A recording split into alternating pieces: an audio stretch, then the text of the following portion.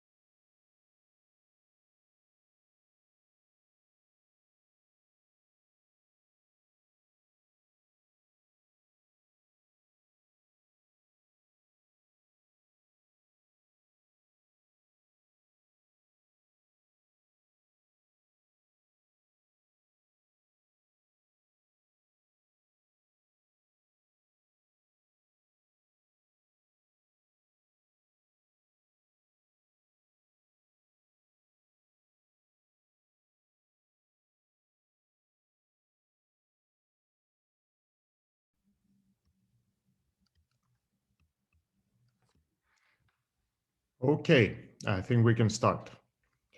Good morning, and thanks to everyone for joining. Without any delay at all, I will pass the floor to for the opening remarks to Mr. Bart Roodhaus, member of the Renew Europe Group, member of the India Committee of the European Parliament, and rapporteur of the Network Security Directive. Bart, the floor is yours. Thank you very much, Antonios. It's much appreciated, and it's an honor for me to open this webinar.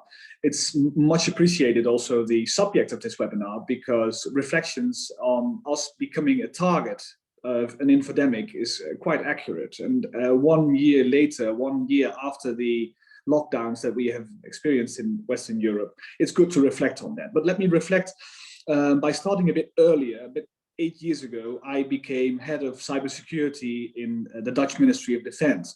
And one of the things that we thought about at that time was when are you becoming a target of any adversary? What is the rationale behind it?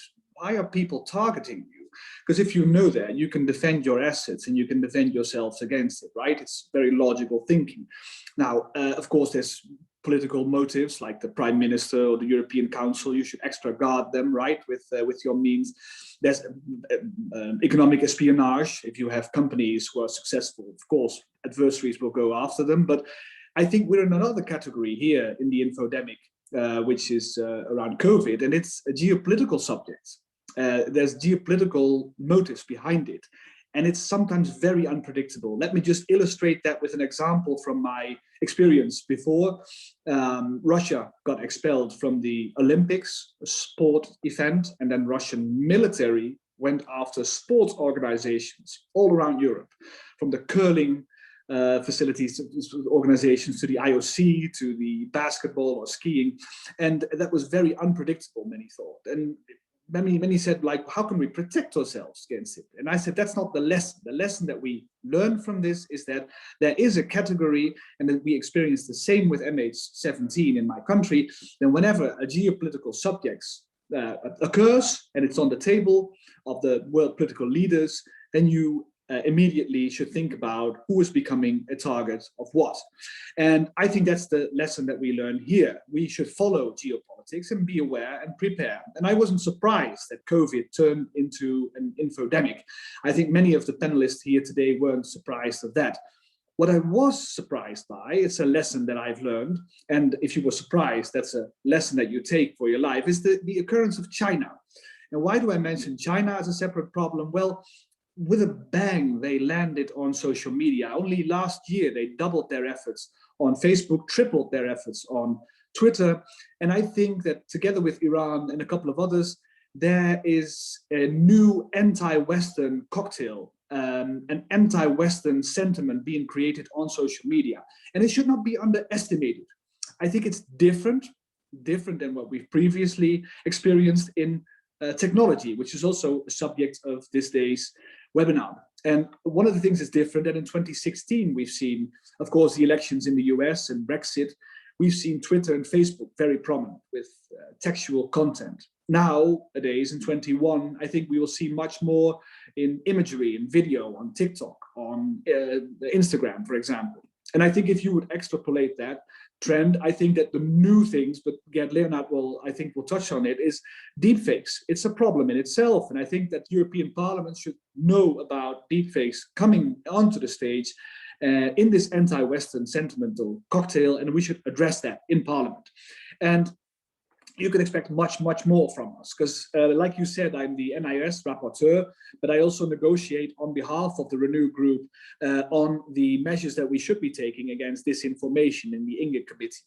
And I think that what you can expect from us is thought leadership. And we're thinking through lots of ideas right now. And one of the things that we're doing right now today is to hear from you what you think, but what you can expect from us in the next, I think, months is new proposals on independent oversight on social media companies. I think that you can expect more from us on deepfakes and certification of videos, for example. They're being uploaded. Or should they be scrutinized upfront, for example, is a question. And many of the deepfakes are very interesting, of course, and funny. So it shouldn't be forbidden at all. We are for free speech, of course. But it's very important that we know what we're looking at. And other things that we're looking at is political financing, but also not just looking at the DSA and the Democracy Action Plan and looking at extra media literacy and education for our citizens and etc. But it's also looking at who are exploiting these very favorable conditions in the digital domain against us, right? It's also about looking at who are our adversaries and how can we influence their calculus. And one of the things that we will be proposing is collective countermeasures. So now that all countries in the EU can join in countermeasures against our adversaries whenever we are hit by an infodemic, for example, or other hybrid threats that face us. Now, thank you very much for organizing this great webinar. I'm looking forward to it and learning from you how you think about these subjects. Please bring in your ideas, we learn from it, and we be able to bring it into Parliament as well, because I will be listening to what you say, and I hope the audience is going to have a great morning. And I wish all the speakers and the panelists a great, successful webinar. Thank you, Antonius. Thank you very much, Bart. I couldn't agree with you more. I think that the surprise in this infodemic was indeed China. We've been used to talking about Russia over the past 5-6 years, but perhaps we didn't see that coming. And this is obvious also in the results that we got in from a flagship survey, which is the starting point for this event, a survey that covered 19 EU countries and around 22,000 respondents, and which, among other things, it measured European public opinion perceptions about COVID-19. And the results confirm once again the extent of misinformation and disinformation about COVID in the public. And in this respect, of course, they resonate and substantiate with the position of many scholars who have called the crisis an infodemic. This means that the infodemic creates a number of serious problems for policymakers, but it also means that the crisis has been yet another entry point for foreign influence in Europe. Raluca will present the results in some details, but since you have also mentioned it in your opening remarks, let me give you everyone a hint here. We have found that the approval rates, especially of China, are unusually high across the political spectrum and across countries. Significantly, nearly 1/3 of the responders approved of China's role in fighting the virus in Europe. And although this is not higher than EU approval rates, it is still very much comparable and very worrying. Raluca, please go ahead with sharing with us the results of the survey. Thank you very much. So, one second. Hello, everyone. It's an honor to be here presenting. My name is Raluca, and I work as a junior data analyst at ALDE Party Secretariat. I will be presenting a few key findings on disinformation and foreign influence during the COVID-19 crisis from our common fringe parties survey. Between August and September of last year, IPSOS fielded a survey commissioned by the International Republican Institute, ALDE Party, and ELF. It covered a sample size of 21,400 people aged 18 and above from 18 EU member states and the UK. The survey included a questionnaire that measured European public opinion on COVID-19 up to that point, and we will focus on that today. What we see from the results is a general wave of disinformation, and this is best reflected when people were asked about the origin of the survey, of the current strain, pardon me. Although we see that 30% believe it developed naturally in China, the survey results show us that the majority are disinformed or are not certain with regards to the origin of the strain, indicating a lack of credible information sources. The first lesson we learned from the survey is that the level of concern about the coronavirus corresponds to the intensity of the crisis in each country. This is the case for Spain and Italy, that were most impacted during the first wave and have expressed more worry about the spread of COVID-19. Specifically, 93% in Spain and 86% of people in Italy are extremely worried. Latvia, on the other hand, has the lowest rate of worried people, only 45%. Overall, we see that more than 70% of the population is indeed very concerned. With this in mind, when asked if either China or Russia had an important and effective role in fighting coronavirus in their country, we see that those that expressed more worry, such as Italy and Spain, have a more positive perception of China, while Bulgaria has the best perception of Russia. And if we look on the map view, we can see that the overall approval of China's role in fighting the pandemic is higher than that of Russia.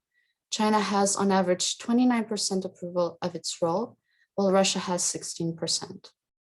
Southern countries, particularly Italy and Spain, and those located at EU's periphery, have a more favorable view of China, while Lithuania expressed the highest approval of its role, more than 40%. We can see that for Bulgaria, Italy, and Slovakia, the approval of both tends to be quite high. Just to offer a quick view over EU's perceived role in fighting COVID-19 in each country, we see that on average, 38% believe that EU had an important and effective role. What stands out here that is concerning is that Bulgaria has the same approval for both EU and Russia's roles, which is 29%.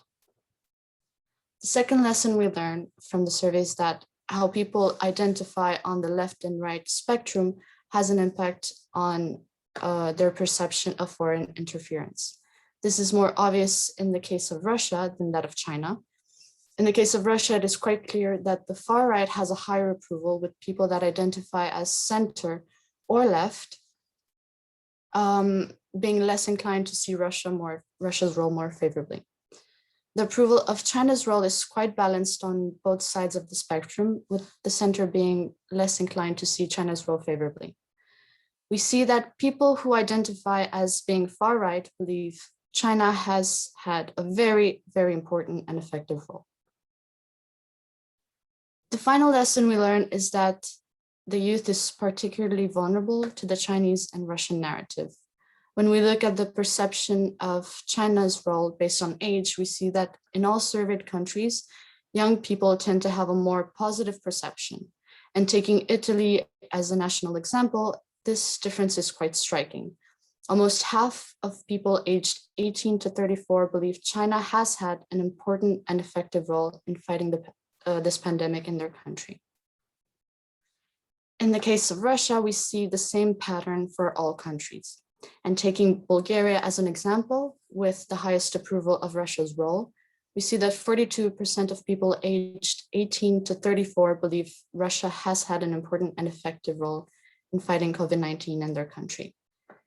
This is particularly worrying because young people are the main users of social media, making this category more vulnerable to disinformation and a target to foreign interference.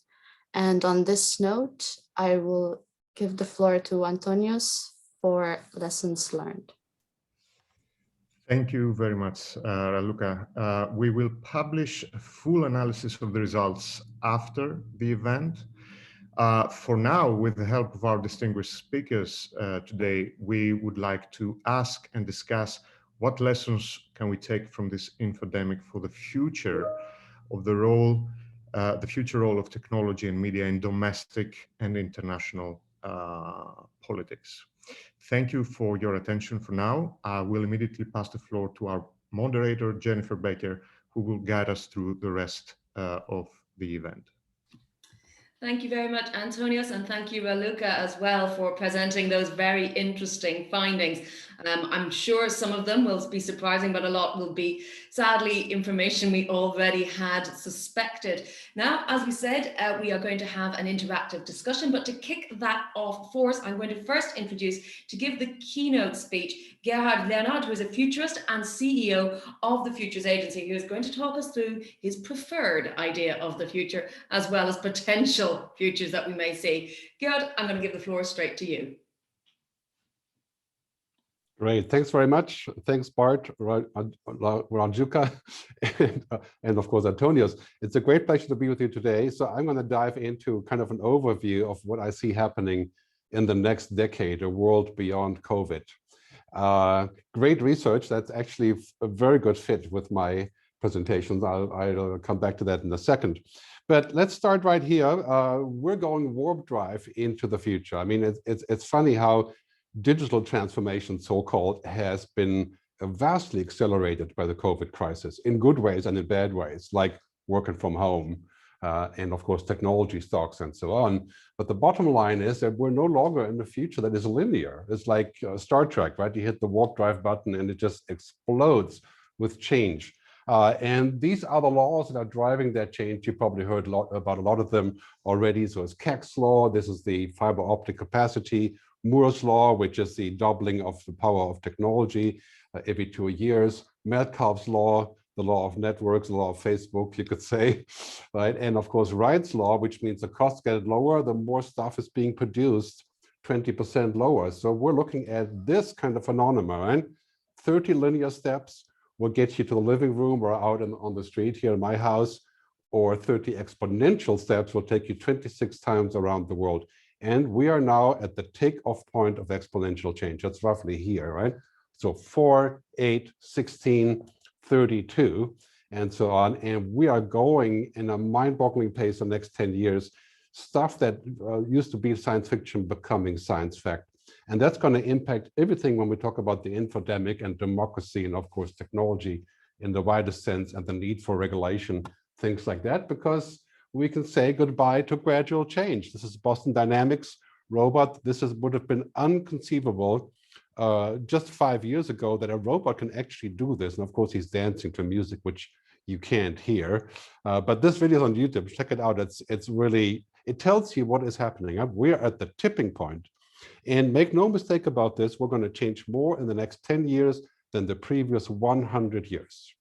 And this gives amazing opportunity to good things, what I call the good future, and of course to many not so good things.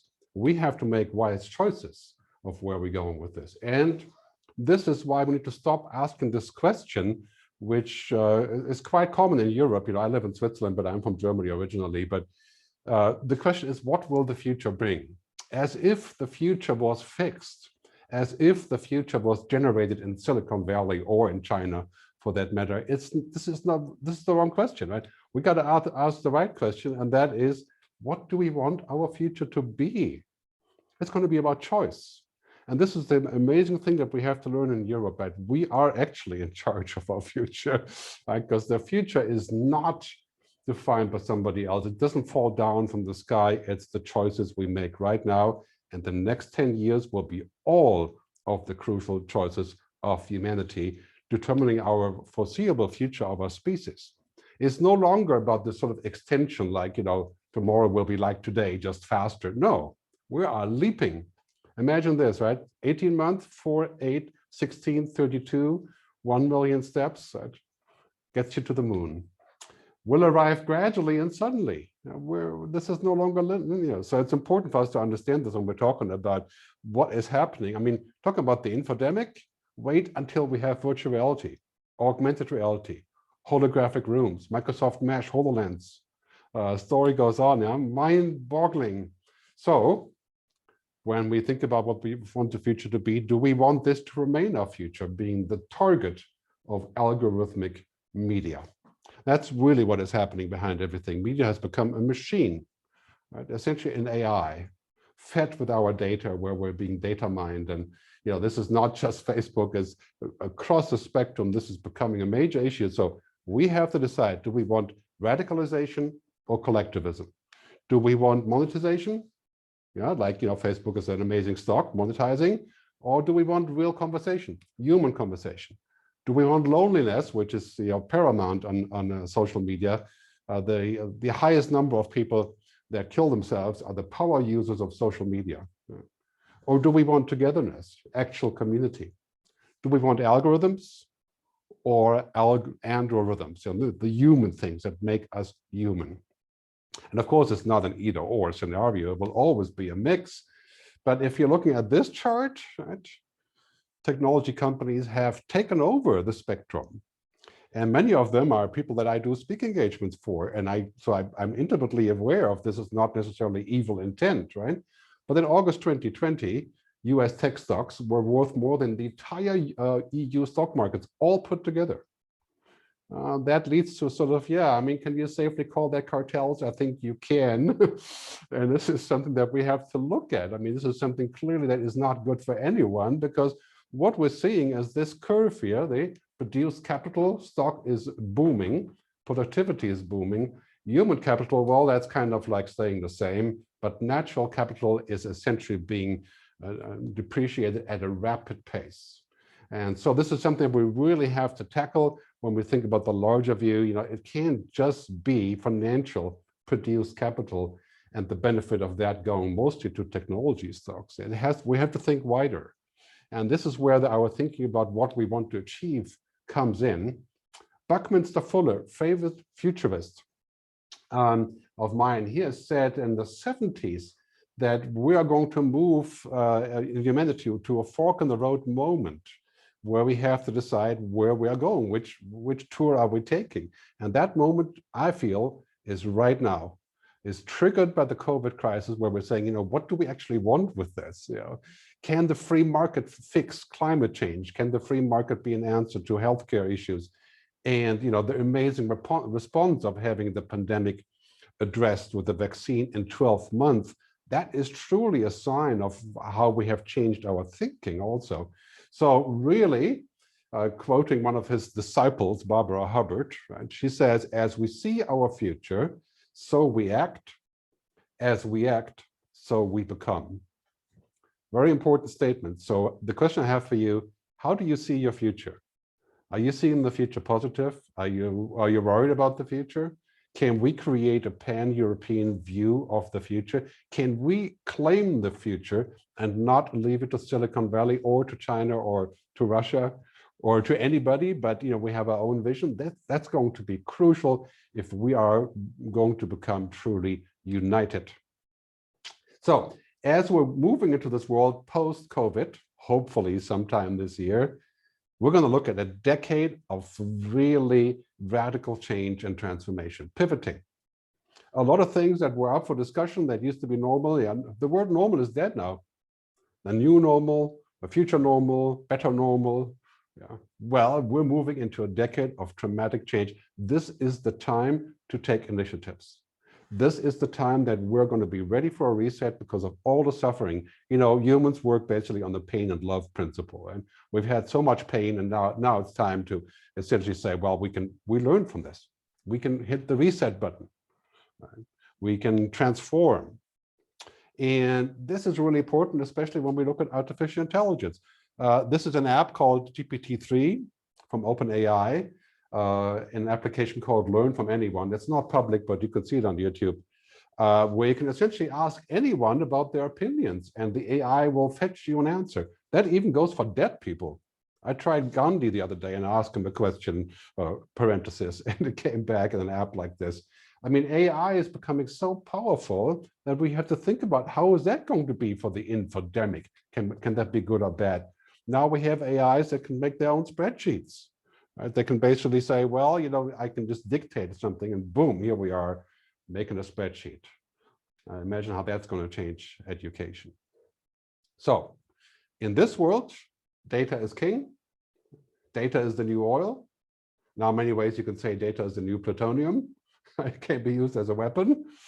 But this is a decision that we must make. How about that interface between humans and machines?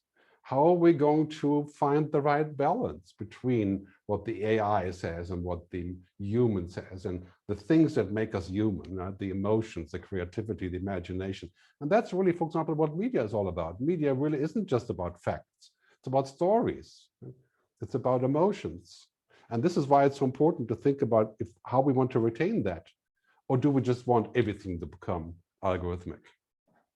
An algorithmic society would not be worth living in the end. And this is something that certainly here in Europe, being mostly humanists and collectivists and having a kind of a social capitalism, that's probably not something that we would want. So that's going to bring up a huge agenda in terms of, driving that forward. And the Commission, in my view, has done a great job by taking the first steps in this direction, this being, of course, a complicated territory. Right? So as we're moving into this future with the game changes, what I call the game changes, 3D printing, AI, and so on, this is going to be the important question. It's not an either-or question. We must embrace technology in Europe. We must further science. We must not be inhibited with inventing things. But at the same time, we need to protect what makes us human, the purpose, the critical thinking, the foresight. It's going to be about balance. And that balance to strike, that is crucial when we talk about the infodemic. It's not just black or white, good or bad. And that same goes for China, in my view. Right? It's a question about what do we want to reach and how do we best get there?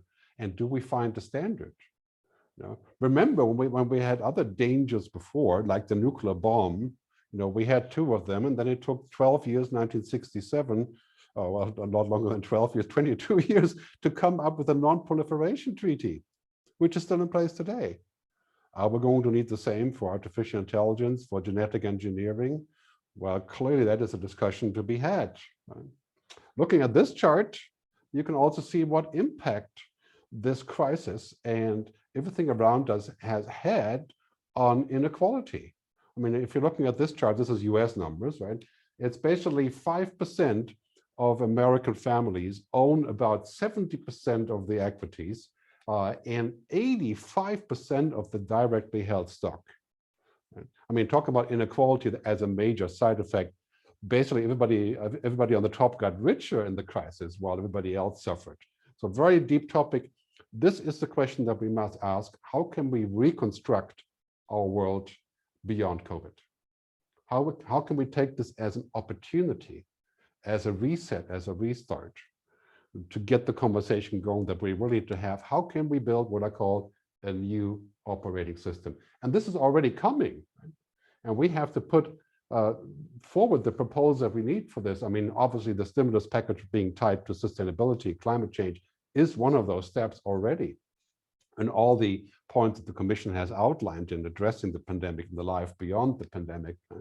So let me give you some observations on what I call the new OS, what that could be and how it could come about, and what could that mean in the context of the conversation that we're having today about the infodemic.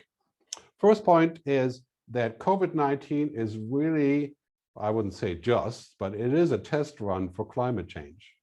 Are we going to be able to sacrifice and make tough decisions for climate change like we did for COVID? Climate change is an emergency, not as obvious as COVID, but it is the same kind of emergency. And we're seeing that debate raging all over the world now.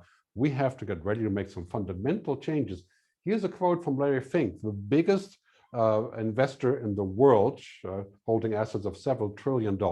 He says, "I believe that the pandemic has presented an existential crisis, a stark reminder of fragility that has driven us to confront the global threat of climate change more forcefully and consider like the pandemic, it will alter our lives." This was a trigger point. Right? And clearly what's happening now with sustainable investing and ESGs, it's pointing very much in the same direction. But here's the bottom line on this one. We are not going to tackle global existential issues like climate change until we collectively decide what really matters. Right? Does it matter for us to make more money, to increase GDP? Right? Or do we have a wider view, a kind of new capitalism? Al Gore pointed out sustainable capitalism, a decade ago. Right? I really believe now we're at the point where we can embrace this idea and say, well, for example, the end of oil is clearly nearing. The end of coal is already here, as many of you know, I'm sure. Right? I think decarbonization is one of the biggest opportunities for us in Europe, financial, culturally, in the civil society, and for the planet. And this is unfolding very quickly. So we have to put measures into place, as we're seeing on the stat. Basically what's happening here from Bruegel, stat from Brussels, right? We are moving to a whole new world outlook. Imagine what that will do to globalization and the global power structure that we discussed before. So we're going to see carbon taxes, right? This is inevitable, unthinkable, but it will be the new normal. We're going to see a carbon tax on every flight I take, that we take, mandatory. A carbon tax on meat. We already have discussions about that in Holland, right? So let's get real on this. We're going to have unthinkable changes becoming the new normal. And that is the path of the next 10 years because of the goal that we have set ourselves of net zero and total decarbonization.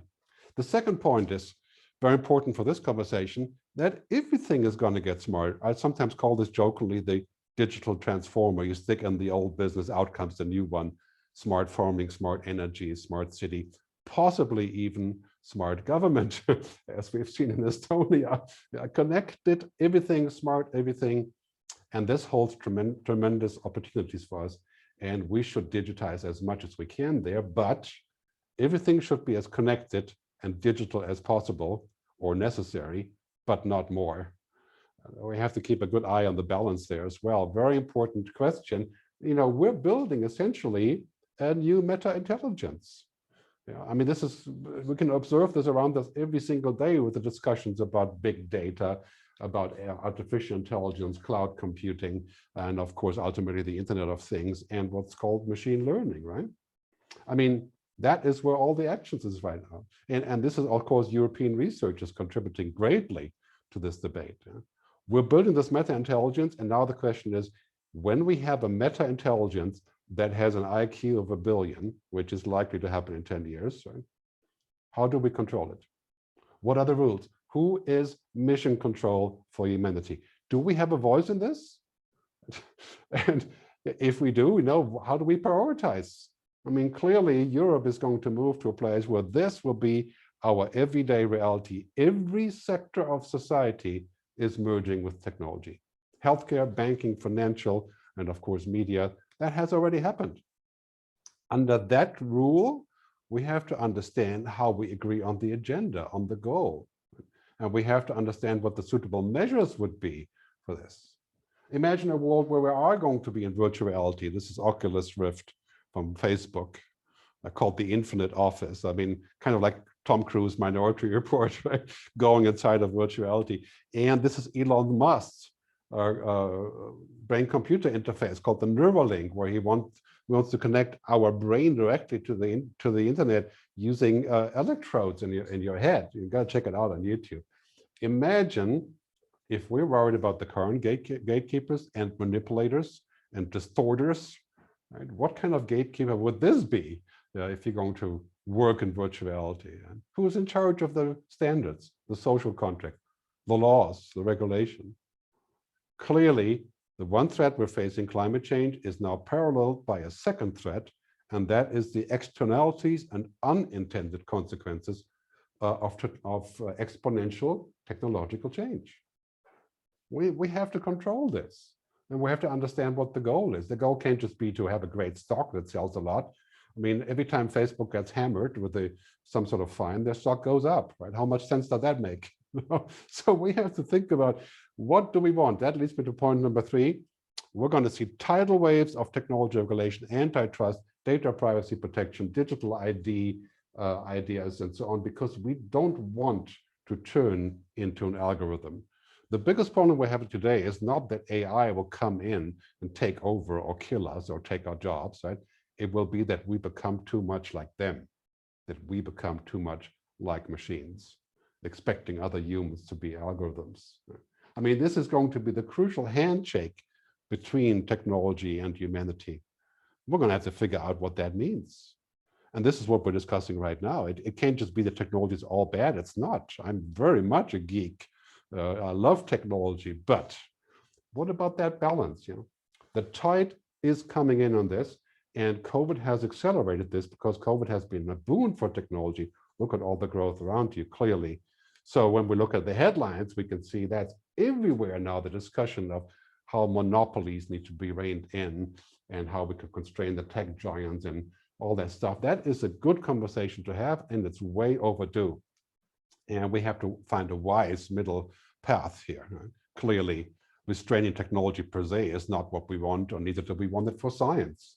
Right? So a mixture of precaution and proaction is really what we need in the end. Again, what used to be unthinkable will become the new normal, the way that we look at the future. And people like Sir Tim Berners-Lee have already made proposals, for example, for monetizing personal data in what he calls a solid part. So this is already on the way. First trials are already cooking on this. Point number 4, because data can also be used as a weapon, and the weaponization of artificial intelligence is well on the way, right? We have to find a way to safeguard this, right? If it's going to be a kind of plutonium. And I've suggested many times, also in my book, a couple of years ago, my last book, that we need a digital ethics council of governments, cities, right, industry, brands, you know, people who are thinking about only that. You know, what impact does it have on our society? Is everything we invent, is it good just because we can invent it?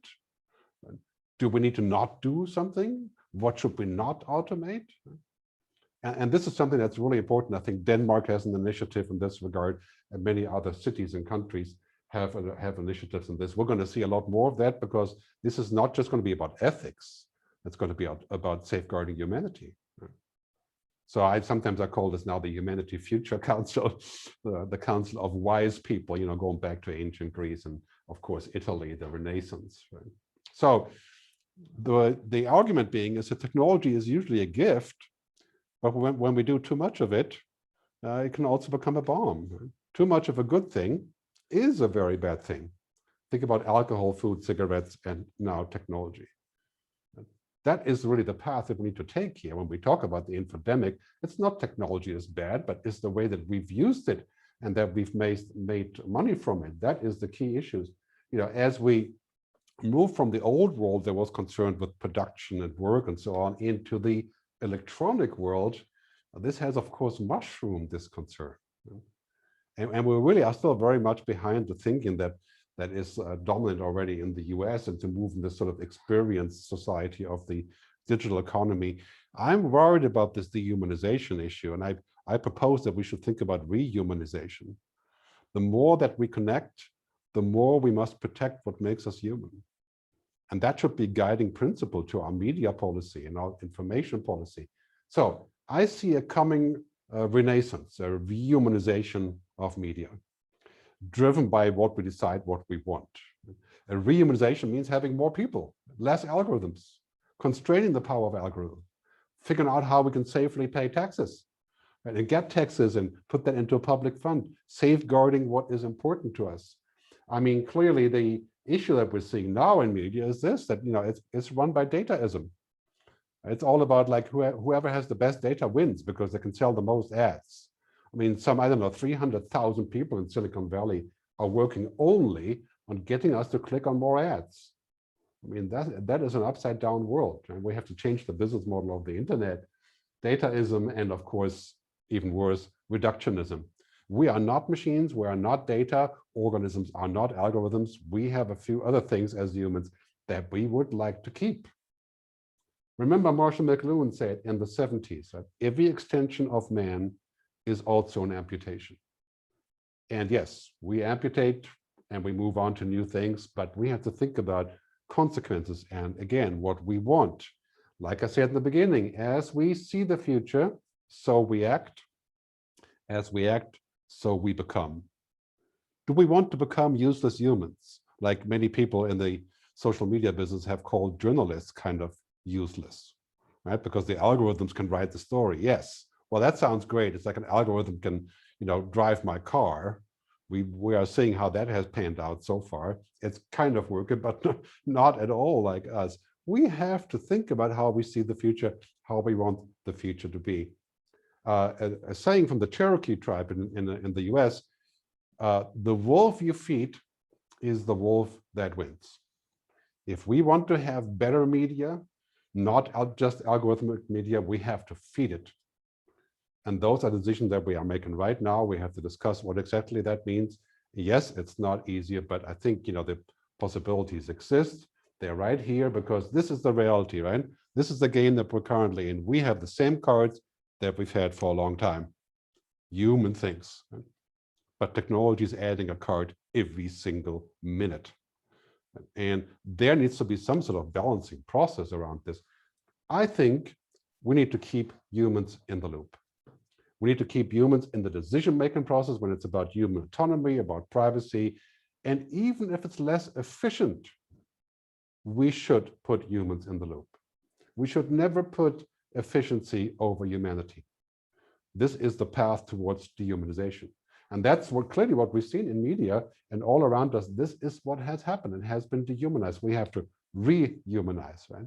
We have to think about the intelligence of humans, which are 10 different things, not just algorithms, social, kinesthetic, intellectual intelligence, and all of the things that really make us work as humans. You know, those are the things that we need to put back into the discussion, even when there are more mistakes or inefficiency, because that is the process of being human. My sixth point, we are becoming the United States of Europe. I'm wearing my German hat now, not my Swiss hat. And this is inevitable. I mean, it's happening all around us, and this is the way forward. It is painful for many, right? It is an illusion for others. But on top of that, this whole process is being driven by what is happening in America, the sort of pivoting of America. I mean, I said last year this was likely to happen, and now we're seeing this whole drive towards a new global governance, and of course also this kind of idea of global collaboration, multilateralism. That's the ticket. And then how can we be multilateral if we're not united? So here's sort of a cartoonish way of saying, looking at the future. On the left, of course, we have the US with this extreme capitalism, and us in Europe, we're humanists, collectivists, and China, as was mentioned earlier, state capitalism and AI and data and surveillance, and also not other good things as well. But Europe is in the hot seat between those two places. And we better live up to it. We better take the right action to get on the right agenda. For example, with artificial intelligence, we're going to need to figure out how far we go with this, because the first part is very positive, intelligent assistance, IA. The second part is kind of, okay, that's something to struggle with. But artificial general intelligence, we probably wouldn't want that. Because imagine a computer with 1 trillion IQ, right? I mean, we're going to need a memorandum on AGI, on general intelligence, and this is why we have to team up in Europe to get to that point. So here's the new OS, and it's primarily based on a discussion about monetary values. We have to move beyond GDP. Then we have the motivation to move beyond single algorithmic media or algorithmic domination or the domination of technology. And that is extending what was discussed by Elkington 20 years ago, people, planet, profit. I propose people, planet, purpose, and prosperity. Purpose is a crucial condition that we have to meet, because we're looking at the future, the next 10 years, basically in 2030, the circular economy will be the only economy. And does Europe want to be a leader in the circular economy? But this is clearly what's happening. This is all around us, and we can only jump on that and also decide what we need to do to make that happen. Right? Let me give you some final thoughts on that, and then we're going to go straight into the discussion. 4 existential crises and opportunities ahead of us. And I think crises are opportunities. And we can see that again and again here with the COVID crisis. First, decarbonization.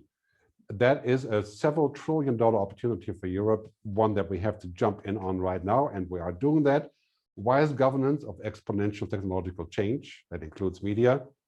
Rehumanization, not just media, but also of the entire internet as a connectivity system.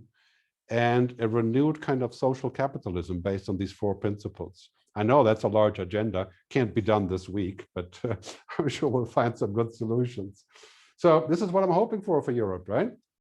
3 major points for Europe: holistic future, circular future, human future, not human-centric as an anthropogenic, but human-centered as in terms of human flourishing. A couple of suggested action points. I know this is a big topic. We need to get the thought leadership on the future back to Europe as well. We need to build the narrative on what we want the future to be, not just wait for that narrative to swap over from the US or China. We need a stock market that is built on sustainable futures. I call this a SUSDAC, sustainable NASDAQ. Carbon taxes, disincentives, digital protection ID, and just as a concept, I think we should look at sharing social media revenue with public media to create a new benefit for the future. And of course, back to what I discussed earlier, this social media discussion about digital ethics. Right? So as a final word of warning and inspiration, hopefully, I think we will have all the tools, but will we have the telos, the will? Right? And that refers to those things about changing our democracy because of technology, looking at climate change, and looking at inequality, the major challenges and opportunities. So I want to thank you very much for your time. I know this was a lot to take, so take a deep breath, and we're moving into the conversation right now. Thanks very much. Thank you, Gerd, for setting out a lot of what we are going to talk about over the next 3/4 of an hour or so. We'll move on to the specific points. I'm going to push back straight away. Data is not the new oil. I've been sick of people saying it for the last decade, because oil wells don't have human rights. And that's something we're going to talk about.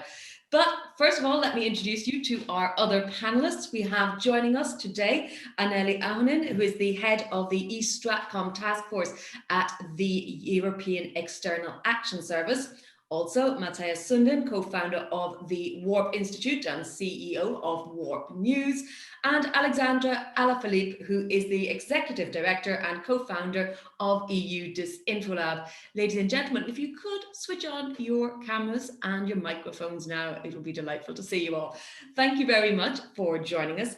Anneli, let me start with you. I know you have a background in news, you speak Russian, and you're now on this Eastcom Strat Force heading that up. So tell me a little bit about why you think COVID is such an important turning point, if it is indeed a turning point. Thanks a lot, Jennifer, and thanks for all the speakers today, and thank you for having me with you today as well. So from our point of view, our team, the Stratcom Task Force at the European External Action Service, has been following, documenting, analyzing, exposing pro-Kremlin disinformation campaigns now for 6 years, and pushing back through proactive strategic communication in the Eastern Partnership countries and the support for independent media in that region. So this has been our bread and butter for 6 years now. And from that perspective, what COVID-19 brought us, I think, well, first of all, it was a major awareness raising action in itself on the urgency of the need to tackle disinformation, manipulation, and of the direct impact, harmful impact that this kind of disinformation and manipulation campaigns can cause. So I think that this has been like one of the turning points from our perspective. But I will come back to all the other issues later on, but now let's have the interactive discussion going first. Thank you. Thank you, Anneli. Matthias, a couple of opening thoughts from you to set out your stall for this debate. Yeah, so I think the real infodemic has been going on for many decades, and it's not from the usual suspects that we think about. It's from regular news media. They've had a negative bias for many decades. It's increasing decade over decade. Not that it's fake news. It's not fake, the news itself. It's just that they show a part of reality that is the negative part. So what we do in Warp News is we do fact-based, optimistic news to try to help balance that. And I think the past year we've seen the media go into overdrive with the negative headlines. Of course, there has been a lot of negative things to report about, so I'm not complaining about that. But there's also, tiny things they could change to make things better. For example, especially at the beginning, but still going on, we see the daily headlines of yesterday, 530 people died of COVID. Yeah, okay. And the next day, another 500, and the next day, 700. And it says nothing about, is this going up or down or stabilizing or anything like that. It's the headlines pumping that kind of information. And that's turning us into pessimists especially about the future. Well, let me just quickly, a follow-up question on that. I mean, I'm a journalist myself, and we all know the old adage, if it bleeds, it leads. But I mean, surely when we're attempting to define disinformation, it does involve the intent to do harm. I think intent matters there because, of course, you can have other forms of disinformation, whether that be false advertising, whether that be just human error and mistaken reporting. So, I mean, do you really think the traditional, or if you like, older school publications are setting out to do harm, or is that just a side effect of the business model? No, I would say it's a side effect. I don't think it's intended to do the opposite, to make things better. And much of journalism is making society better. It's a super important part, especially in scrutinizing power. But there have to be a balance in there, because if you follow media and doesn't know the facts of the world, then something is wrong. I think, and that has to be better balanced. Okay, well, I think we'll come on to, we always end up in these debates saying that education is important, but we'll get back to that. Alexander, let me turn to you now. You've been working with the EU Disinfo Lab for quite some time now, and you've been reporting on various large campaigns, I think most recently out of India. Yeah, I think the Infodemic, thank you, Jen, and thank you for having us. I think the Infodemic, as we've seen at Disinfo Lab, but also with many members of the community fighting disinformation, and I'm talking here about people doing media literacy, fact-checking, but also journalism and research and academics. We've been surrounded by an amount and a cheap way for many malicious actors to actually produce disinformation at a very high level. And this has been a game changer in the fact that not that we've seen many new techniques, many new tactics, but the fact that there was so much uncertainty about what was going on, that we were actually in a very complicated position to manage this absence of knowledge. That's been the first time we actually don't know about something which is very big. And that has been the perfect placeholder for disinformation for the past year. And we've been looking at how much knowledge about cures, vaccinations have arrived, and our news cycle is not designed to deal with uncertainty and scientific research and more like pure basic research, because we cannot produce studies on vaccination in 1 day or 2 days. That needs months, and we've been as societies incredibly effective and efficient in producing vaccination at such a pace. But still, we have a system, an information system, which is designed to live on breaking news and on always updated news. And we don't have enough news to absorb and to consume most of the time. So I think COVID-19 has been a revealer for this machine on news that needs more and more and more and more to actually be digestible. And we always ask more and more. So we get angry if we don't have the daily data on vaccination, for instance, which is something we never had before. So I think it creates new needs and new frustrations, and we need to deal with these frustrations. And we also need to acknowledge that malicious actors are taking benefit of this frustration for their own purpose, whether they are economical, lucrative, or political, or for interference. And disinformation has many faces, as we expect. Okay, thank you. Let me just remind our audience that if you want to ask questions of the panelists, put them in the Q&A box. There's a little Q&A button at the bottom. Save the chat for saying hello, just put questions. And if they're for a specific panelist, please indicate that as well, and try to make them as concise but clear as possible, and I will try to get to them. First, let's unpack a little bit what our problem is here and try to work out whether COVID-19 is actually different from other sort of light bulb moments, if you like. I mean, we've had the Snowden disclosures and revelations. We've had the Cambridge Analytica scandal in terms of how people are being micro-targeted. Is COVID inherently different? And if so, why? And Ellie, let me ask you that first. Thanks a lot, Jennifer.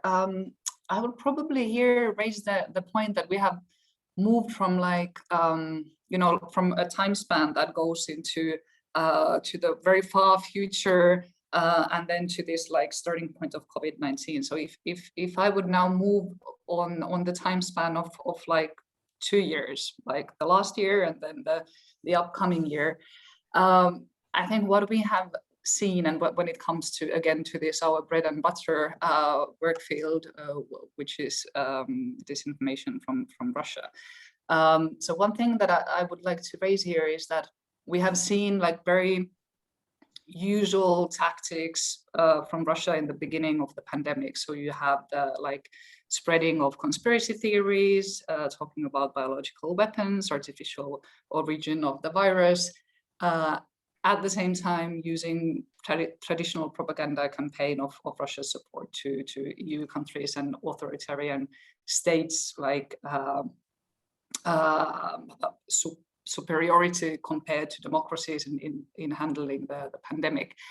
And now we have moved in the middle of vaccine diplomacy, vaccine propaganda, and vaccine discrediting campaigns. And this is something that will now probably continue for several months ahead.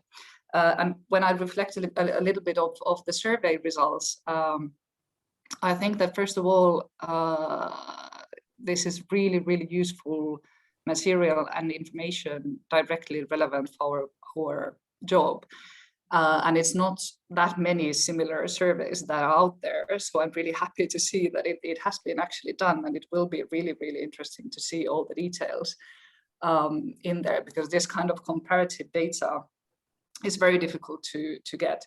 But the question that I would have here is a little bit about the long-lasting impact of these kind of changes in audiences' perceptions. How long they will last, like what is the time span in there? Will there be a lot of support to China's response in Lithuania in 6 months still? So I think that it would be very good to see also repetition of this kind of surveys, because I think that what we saw from our side, especially when we followed and worked in Ukraine and Moldova, was that and based on surveys that we have had there, was that in the very beginning of the pandemic, there was very high perception of China's role, especially China's role in the region in support to tackle COVID-19. But then when also the EU got the comms running and also the support in place, then these surveys again flipped around, and there was a lot of approval to EU's support in these countries. So I think in this case, it's like it's a long run game on every side, basically, that we have to be able to invest in this kind of reliable information delivery all the time. But of course, then also these discrediting campaigns are run from this long-term perspective. Let's just, there's a couple of different actors that I want to talk about in this chain, if you like. We as the readers or as the consumers of this information are probably very much at the bottom of the food chain. And although there may be malicious state actors or other malicious actors, isn't it really the business model of the data-driven advertising that is at fault? I take the view of follow the money. Who's getting rich off this particular sort of ecosystem? And if they've got no incentive to change, and they've got all the incentive to perpetuate conspiracy theories and extreme content that keeps people on their platforms for longer, clicking on adverts, then how do we ever expect to change behavior without either laws or disrupting the underlying business model? Alexander, let me ask that for you, but I will come to all of you to respond to that. I think, Jen, there is no incentive to change, and there is also no check on what the communication is done by the platforms. I think many of the things that we've seen for the past year is that this content is flagged, everybody knows it's there, and nothing is done. Malicious actors are still there. They still have their Facebook account, their Twitter accounts. They still can do advertisement. They can do everything. So the question is not about communication knowing that it's there and trying to reduce the incentive. It's actually to make sure that when these actors are saying that they're doing something, that they're banning political advertisement, that they are banning COVID-19 disinformation from the platforms, are they doing it or not? And the answer very often is like poorly. Okay, Matthias, same question to you. So I think I'm not denying that that problem with those actors, but I think it's easy to miss the forest here for all the trees, because what I think is going on, the real change in what people believe is that we're going to see, we are already seeing an increased belief in science, and we're also going to see that in vaccinations. we've seen some surveys already. People, belief in science has gone up, and also when people are now coming out of of the pandemic, thanks to vaccinations, the support for vaccinations is going to go up. Of course, the smaller groups with all those loons in there, it's also getting a lot of attention, but they're not affecting that many people. And the other information coming the other way of actually getting out of your house and meeting other people, thanks to vaccinations, that's much, much, much stronger. And I also think, if we think of what these companies and scientists have done, it's kind of amazing. So I saw I think it was the New York Times, when they did this spring, they looked at, okay, when if everything goes right, 7 steps ahead, if we have the most optimistic scenario in every single step, when will we have a vaccine that we can start vaccinate people? February this year. So we beat that by 3 months. That's amazing, and people recognize those things. So I think that's a tsunami, and there's some things in the way here, malicious actors and others, but they don't stand a chance towards this enormously positive things that happen. I mean, I'm just a bit, is the fact that you have to say in 2021 that people are starting to believe science more really a cause for celebration? Surely we should already be at this point a long time ago. We still people are already believing in science. It's just increasing. So it's not that they believed more in science in 1930 or 20 or 80. So. Okay, good. What I wanted to ask about was the underlying business model. I tend to hammer this quite a lot, but if your business model, your incentive is to make money, these companies are not beholden to me or you or our human rights or our civil liberties. They are beholden to their shareholders and the bottom line. Yeah, we know it. Sorry. I thought it was. Sorry. But in the industrial society, we had the business model of extreme capitalism, and that kind of worked out because we had lots of places to go.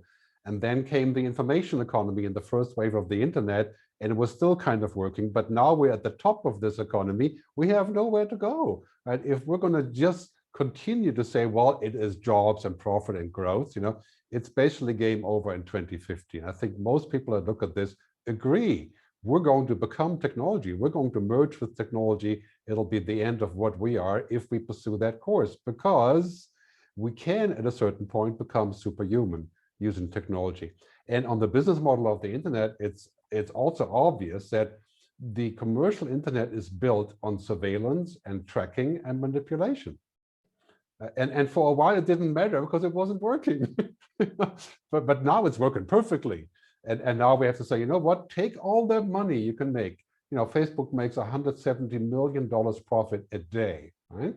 Let's take all that money and do something interesting and good with it, and tell, like I agree with Matthias perfectly, tell the positive story of all the things that we have already achieved using technology. And I think this is what it comes down to. Changing the business model of the internet means changing the stock market, right? And that's really the ultimate. This is where we are going right now. That's why we already have in San Francisco the long-term stock exchange, right? That is trying to do exactly that. And this is where we're going. We need to have that here in Europe, a stock market that values companies in a different angle. How do we do that? Is it civil society pressure? Is it politicians? Is it legal instruments? We've discussed a lot about what we'd like. How do we take the concrete steps to get there? Let me answer the question. First, we got to get the narrative out there. The needle doesn't move for people. There's only 2 ways the needle moves for people, right? Pain and love, right? So we've had lots of pain with COVID. We had lots of pain with disinformation. We had lots of pain with social media. And now we can fall in love with a new idea, right? Which we already are doing here in Europe, right? The idea of a better future, a good future. And so first we have to tell the story of what that looks like. Second, we have to ask people to be accountable in any which way, whether that's a social contract or regulation or pressure, economic moratoriums, whatever, to get on the same page, right? And this is also already happening, but ultimately also by refusing, right? by saying, no, we won't do that because it is not what we want. We're not going to upload our brain to the internet because we could be better workers then. That is a ridiculous idea. Right? Well, And as enticing as it sounds to be superhuman, but is that really what we want in Europe? I don't know. Well, and third, we have to fund this new future, but we'll come back to that question. Absolutely. Anneli, there was a question in, I think it's probably directed at you, asking about China's involvement in fixing the crisis due to some specific disinformation campaigns. Do you have any examples, or are there other factors involved, like attempts to provoke positive media campaigns in EU countries? Do you want to elaborate a little bit on that? We'll answer that one. Sure, thank you. So, I mean, even if our team's focus is mainly on Russia, and I am not a China expert, but I can still comment a little bit on this because as we heard in the beginning, I fully agree that what was significant also from the European Union's angle was the that China became a relevant actor of spreading disinformation during COVID-19. So earlier, of course, China has been very active domestically and in its neighborhood, but then this kind of more global use of manipulation and disinformation became much more evident during COVID-19. So examples have been that Chinese diplomats, outlets have shared similar conspiracy theories about the origin of COVID-19 virus, that it would originate in a secret biological weapon laboratory or brought into Wuhan by US soldiers, NATO soldiers. This is like the similar messages that have been out there that Russia has been using. And then yes, so a more traditional like propaganda campaign of China's support to different countries. So this is the level of knowledge where I am at, which maybe others want to add something. I think I mean, what I want to ask you is, I mean, you're obviously focusing very much on state actors. I mean, other forces at play, simple nuisances and groups of QAnon people who just have too much time on their hands. Yeah, definitely. So maybe Alexandra want to and others want to add on this, because we are limited by our mandate on state actors. But of course, like what is maybe relevant from our point of view is that you cannot like separate these information ecosystems that are out there. So they support each other and share the messages, and the audiences overlap. So there is always this kind of shared ecosystem that feeds the whole state-backed disinformation machine as well. Alexander, do you want to expand on the other actors? Yeah, I think we've seen like we escaping the traditional scapegoats. You know, we've been screaming Russia and China a lot in the EU for good reasons, but also we have a lot of other actors that are here, and we just released a study on Tirapua, which is an asset which is linked to the Epoch Times, far right, anti-Chinese government, but blaming the human origin of the Chinese virus and trying to say that if you say that you're against China, you get automatically cured by the virus. So we can see competitive narratives are like everywhere, and everybody is trying to do this.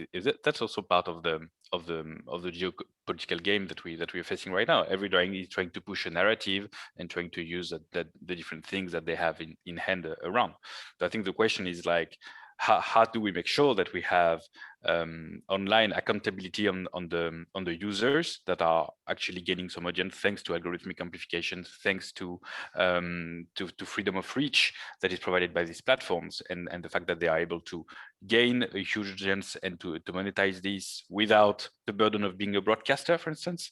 That's something that is a very interesting question, and how we can put accountability on these malicious actors, how we can put accountability on the platforms that are hosting these on the servers that are hosting these campaigns, and we need to have that kind of overview. The other thing is, like, we can put as much as the rules that we want to change the information system, and many things are broken in this system, but we also need to make sure that on the other hand, that we have the resources to actually protect our societies, and that's research, that's fact-checking, that's new companies, new technologies, that's non-for-profit organizations. And right now, these are a bit forgotten in this debate. And we've seen yesterday the EU release the Digital Compass, 2030 Digital Compass, which is a new document on the strategy for the next 10 years. And it specifically mentioned that civil society organizations should be supported and funded because they are in the front line. You know, all these journalists that are debunking day after day the same disinformation ever and ever and ever again, they are the ones that are doing the job to actually check this information right now. And we can't believe that tomorrow we're going to replace journalists by AI. That's not the future that we want to have. We want to keep that kind of humanity, as Gerd was saying, into that process. But to do this, actually, robots don't need to eat. Robots don't need to feed their kids, and we do. And that's the thing we need to put forward, is we need to put some kind of structural support and funding for organizations that are based in Europe and that are not under outside Europe funding, which is currently happening. Like the US philanthropic system has been very powerful in supporting civil society organizations in Europe. And fortunately, because actually nobody was funding it here. So we need to change this paradigm a lot. And that means that we need to invent new legal instruments, invent new financial instruments to actually fund this the same way that we fund our electric grids, our hospitals, and all the firefighters, etc. Civil society is a firefighter of information, like journalism. So we need to actually have proper structure to put this forward and to put this at the top of the agenda. If not, we won't be able to have anybody auditing algorithms, searching for news, investigative malicious actors, and all the rest. So that's the first thing we need to do. Can I add a comment? Yes. Yeah, so, you know, it has always been the wet dream of Silicon Valley is to take the human out of the loop, right? So the more we push the human out, the more money we make, because we can build a giant machine. And this is really what has happened. And if, as I said before, if we want to reverse that, we have to put the human back in the loop. We have to pay for the human to be back in the loop. We have to deal with inefficiency of humans, and then we get back to human values. And I think this is the question of reshifting the money. We have the money, right? I mean, look at fossil fuel subsidies, right? What if we shifted those to green energy? You know, what if we gave less money to our national armies and instead teamed up to have a pan-European organization? How many trillions could we save there, right? We have the money. We have to prioritize this as a critical defense.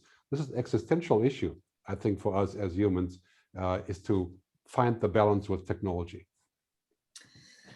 Thank you. Mattis, I mean, Alexander there was talking about, you know, civil society as fact checkers, as sources of information. We have seen actually quite a good growth in that in recent years. I mean, is it fair to say that legacy media, or the traditional model of what used to be a journalist, is somewhat on its way out? I mean, I think about the history of publications, you know, and you know, 50 years ago, they could have profit margins of 45%, which is incredible. It was a license to print money, and they became addicted to those profits. And you know, you look at your local supermarket, it'll be happy if it's got a 7% profit margin.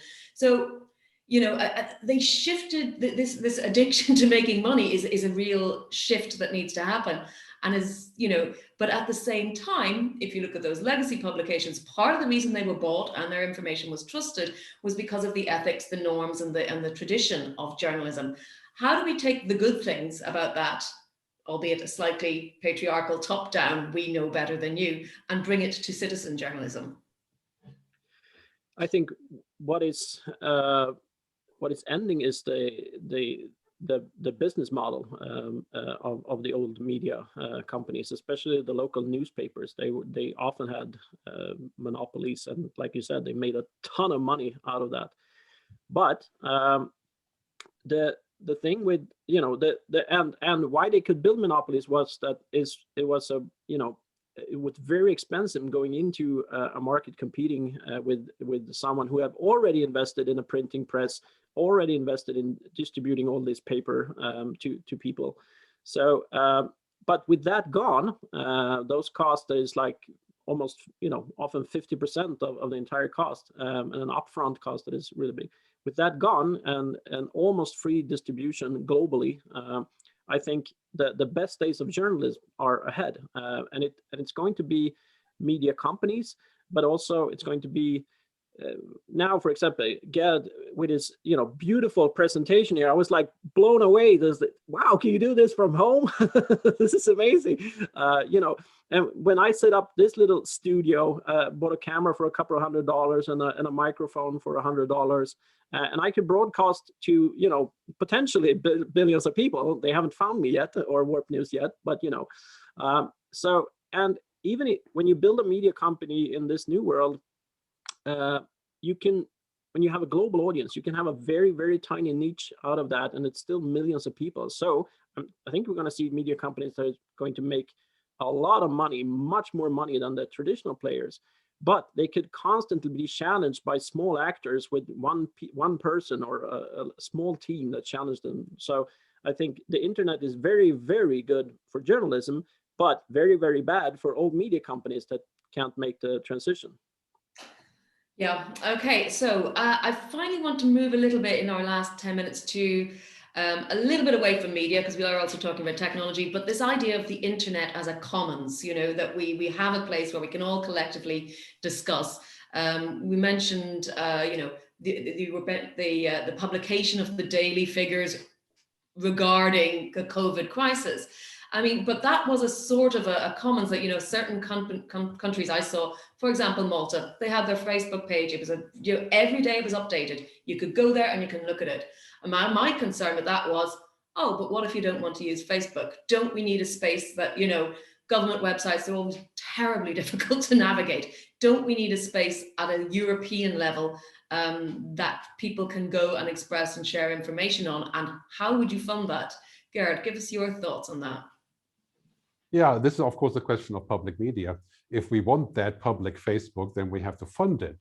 I've been proposing for 5 years we should start an alternative to Facebook that is either funded through philanthropism or just through our own payments. Basically a non-profit, non-investor, non-IPO, non-advertising Facebook that would solve the same function. But basically this is the role of public media, and that it's been traditionally like this for a long time. So if we want that to come back, then public media has to extend into the internet, which in many countries is not allowed because of the broadcasting regulation. And that is the most ridiculous restriction I can imagine.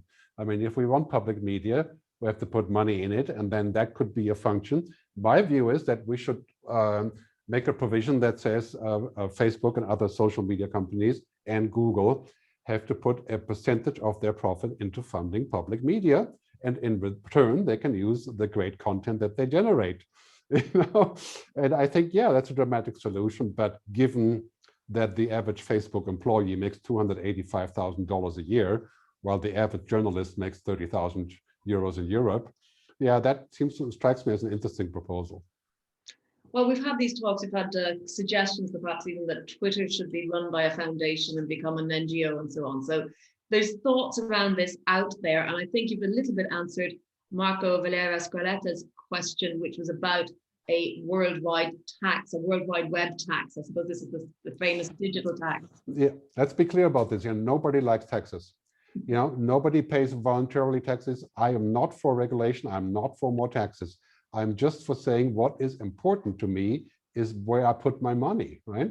The wolf you feed is the wolf that wins. And we have to be clear about this. If I feed the wolf that's bad, I'm going to get more bad wolves. So I got rid of Facebook. I stopped speaking for Facebook. I stopped advertising. I deleted my profile, and my traffic went down 74% on my website. Right? And those are decisions that we make because of the things we just can't do because we want something different. Right? And that's what it comes down to. I mean, are we looking then at a neo-Luddite movement? Well, yeah, not at all. No, there is no such thing as going back before technology. I always say we need to embrace technology, but not become technology. And this is not Luddite at all. It just means I do want to stay human. I intend to stay human. And I think most of us in Europe agree on the agenda. We'd like to remain human. You know, we don't want to become just super-powered, you know, machine hybrids, as many people in Silicon Valley, transhumanists and singularity are suggesting. You know, we have this human agenda. And if we want to remain human, then we have to limit some technology that may be possible that we may not actually need. I think Arianna Huffington once said, technology is very good at giving us what we want, but terrible at giving us what we need. Right? And hence, I always say that the internet is not the community that we had envisioned. It is a tool, right, to find that community in other places. And Ellie, let me ask you then, we've got the, the European Digital Media Observatory, we've got this code of practice on disinformation. There's sort of having not really any big sea change effect on disinformation. I mean, are we, as I think Gerd would probably say, at risk of trying to find a technological solution for a human problem? I mean, will people just go into their filter bubbles and believe whatever conspiracy they want to anyway? Well, I think, I mean, there is no easy answer to this. So I think that the updates to EU's policies to counter disinformation, the most recent ones is from December, European Democracy Action Plan and the Digital Services Act, which both are very, long-term processes that will take a lot of time to put in place. But the timeline is basically for the European Democracy Action Plan ahead of the next EU elections.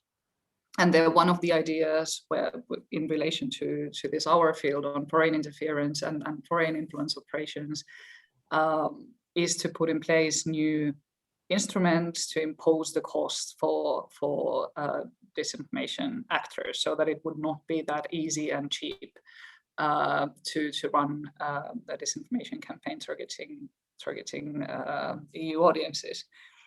So this is like the general direction where it is going. But I think that, I mean, in the end, disinformation is not illegal, and there are only so many ways how you can tackle it. So yes, you can start regulating social media platforms. I think that Alexandra made a very good point of the freedom of reach that the platforms are providing to their audiences. And for me, as a former journalist, I find one of that one part which is really interesting in this whole thing is the question of how the platforms define their actual editorial policies, which was brought up ahead of the US election. Especially and with Trump's own account being shut down, which is like the last moment for everybody to understand that actually platforms are conducting editorial policies, editorial decision making over the content of their platform. So I would be very interested and keen to see what is happening on that side, but maybe on a bit more hopeful notes in the end. So yes, I think that the tackling disinformation is something, it's dirty work that there are no easy answers to, and it just means that it's everyday frustrating thing that gladly so many people are now working on. But on this more hopeful side, I do think that also COVID-19 brought this real need for and desire from audiences to get reliable information. So many audience figures for traditional media have actually grown during the pandemic, and this is the future direction in a way then as well that I would like to see. Thank you, Matthias. Just picking up on this question of what we ask the tech giants to do, I mean, we ask them to run editorial policy, and then likewise in other parts of the world we say you are the platform to help dissidents organize. I mean, I think of the Arab Spring, and then we have campaigns saying, keep Facebook on. When it was trying to be shut down during the protests in Hong Kong. This gatekeeper role is surely as a result of monopolistic and sort of dominance issues. Do we break them up and then they're not asked to take on all these huge roles, or do we say, oh well, let free enterprise take its course and you're not responsible? I don't think we should break them up. I think we should make sure everyone can compete with them. And Facebook, for example, wants more regulation because that entrenches them they make them into the incumbents. It's harder for people to, compete with them if there are too many regulations you have to fulfill before you even start. So first I want to say, I think Facebook brings much more positive to the world than bad things. Doesn't mean there's also bad things. It definitely is. But in our case, for example, it's our absolute best way of finding optimistic people from all over the world, or almost all over the world. Everywhere there's Facebook, at least. So we have people from almost every country in our community, and that's thanks to Facebook. That doesn't mean there's also bad sides to that. And my biggest concern with Facebook is that it's controlled by one person. Not that he's, can do whatever he likes, but still, Mark Zuckerberg has that power, and I don't like that setup in the world. But I think the solution then is to sort of go to the next generation, the third generation of the internet. The first generation was decentralized platforms like email clients, for example. The good thing there is that there's long-term sustainable, and the downside with decentralized systems is that they're slow. So that's why we got the second generation with Facebook and Google. Centralized, highly effective players, do a lot of good, but also have the bad sides with it being controlled by a small number of people, or financial institutions, or whatever it is. The third generation of internet that I hope to see is based much more on decentralized platforms, and for that we have a new technology in blockchain where we can build anything we want. We can, in this decentralized finance, they're building a whole new financial system, not controlled by a small institution or governments, for example. And we can do that with social media. There are projects out there, but we can do that with social media, for example. So I'm hoping for that. It's going to be a little bit slower, but in the long term, much better. Okay, Alexander, final quick brief word. We've got 1 minute left. I think this debate is interesting. I think we need to envision what a European vision for fighting disinformation should be, and I think this includes support to civil society, whether it's private or public, for the public good, for the public interest. And I think information is definitely in the public interest. So, and we also need to hold accountable the big players that are in town. I don't believe these players are doing a lot of communication. I don't think they want more regulation. I think they're saying they do just to avoid any kind of scrutiny of what they do exactly. So we need to have this kind of vision, and to need to have a stronger network of civil society organizations, of relationship, both with governments, both with private sectors, both with non-for-profit, both with journalism, because that's the only way to go around. And we don't want to leave everything to the private sector. That's not the business model of that is pregnant in Europe. So we need to invent this new way and this new vision, European vision on fighting disinformation, and that's what's going to happen in the next years. And like, there are very interesting opportunities, and we need to act, and not to try to think about every piece of things before doing something, because that's a thing that we need to put in motion very quickly, and not wait 40 years to actually try to solve this issue. Thank you. I think you're quite right, echoing there what we heard from the very beginning, which is that we need to envisage a new future and look at the outcomes of what we want rather than how we get there. As it's often said, Edison didn't invent the light bulb by just trying to make a better candle. Thank you very much to all our panelists and to the attendees. I know we could have spoken for another hour and a half and teased out many, many more issues. It's just such a vast area to cover, but thank you all very, very much. Gerd started with a couple of laws, so I'm going to finish with Kranzberg's first law, and that is technology is neither good nor bad, nor is it neutral. So have a good day. Thank you. Thank you. Bye-bye. Bye. Bye.